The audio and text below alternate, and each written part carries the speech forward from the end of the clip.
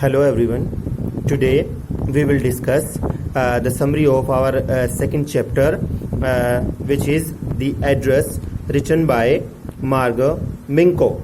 The address is our second chapter written by Marga Minko. So let's start the summary of this chapter.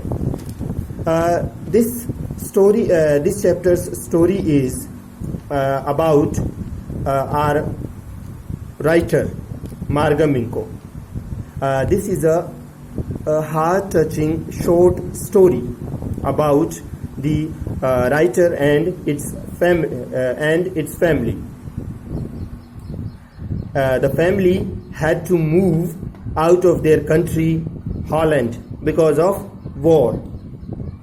After the war, our writer, or we can say that the narrator, goes back to her native place in Holland in search of her mother's belongings.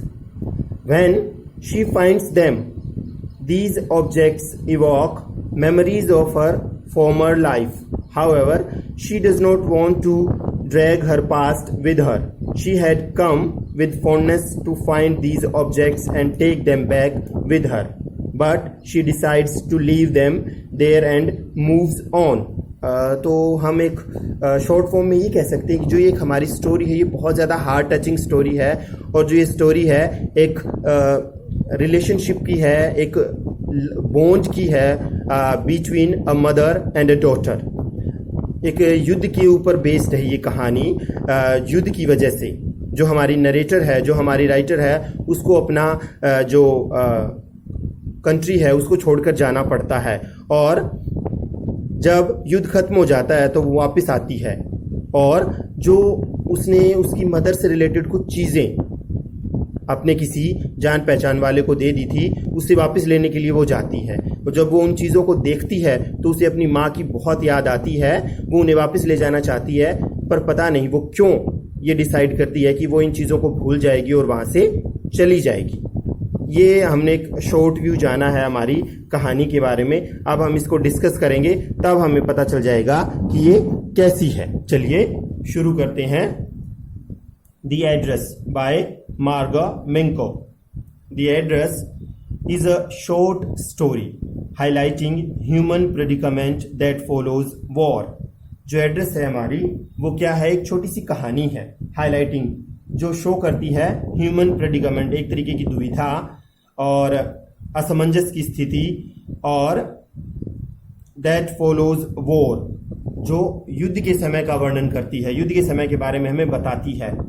The story beautifully डेलिनिएट्स, प्रस्तुत करना, दिखाना, the pen, दर्द, anguish, नाराजगी and mental torture of the survivors of war. जो युद्ध से बच जाते हैं, ये कहानी उनके बारे में है कि युद्ध से बचे हुए लोग किस तरीके से पेन झेलते हैं, नाराजगी झेलते हैं और मेंटल टॉर्चर और दिमागी प्रेशर जो झेलते हैं, उसके बारे में है ये कहानी. द नरेटर, जो हमारी कहानी की नरेटर है और वही हमारी कहानी, जिसने हमारी कहानी लिखी भी है, यानी हमारी राइटर और नरेटर एक ही हैं.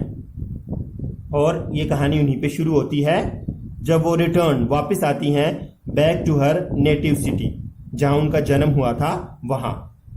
After the war was over, जब युद्ध खत्म हो जाता.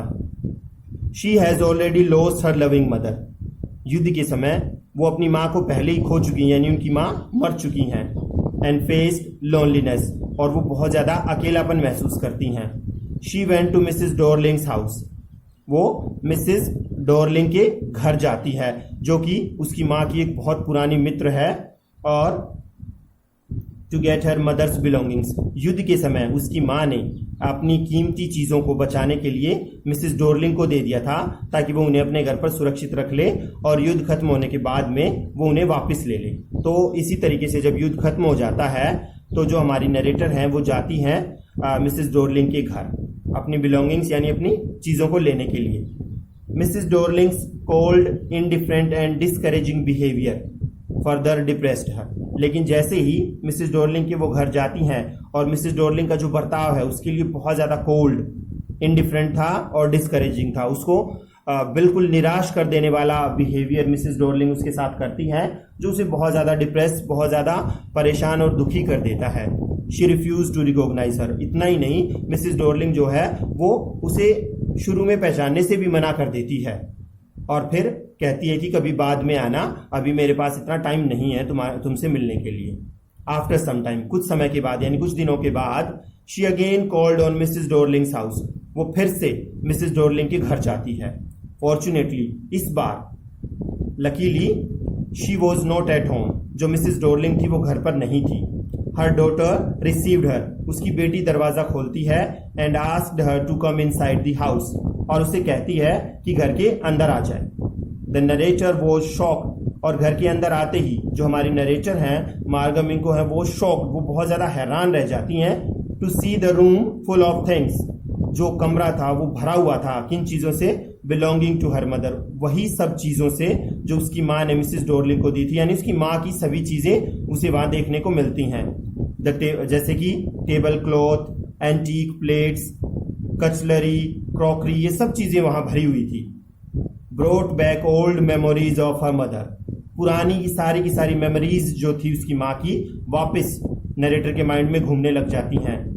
She remembered the days before the war. उसे वो सब चीजें देखकर युद्ध से पहले का समय याद आ जाता है। She saw Mrs Darling first time at her home. जब उसने पहली बार मिसेस डॉर्लिंग को अपने घर देखा था, to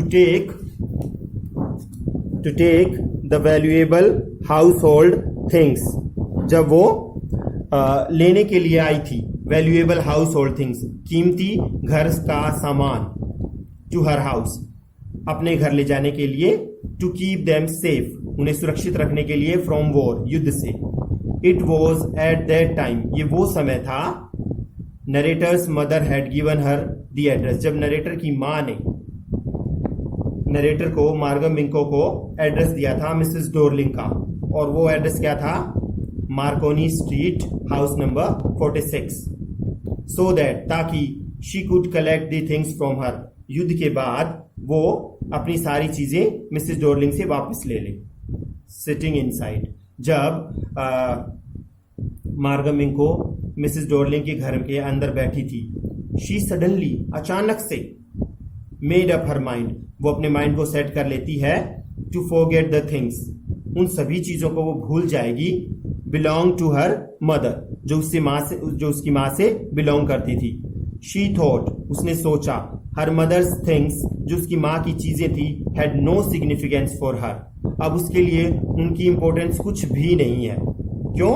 as the mother had died during the war, क्योंकि उसकी माँ तो मर चुकी थी। अब नरेटर क्या सोचती है कि जब उसकी माँ ही नहीं रही तो वो उन चीजों को लेकर क्या करेगी, इससे तो अच्छा है कि वो उन चीजों को भूल जाए, क्योंकि वो चीजें उसे पेनफुल मेमोरीज दे रही हैं, उसे वापस रिवाइव करा रही हैं, अपनी माँ की डेथ की याद दिला रही हैं। इसीलिए वो क्या अपने माइंड को सेट करती है कि वो इन चीजों को भूल जाएगी।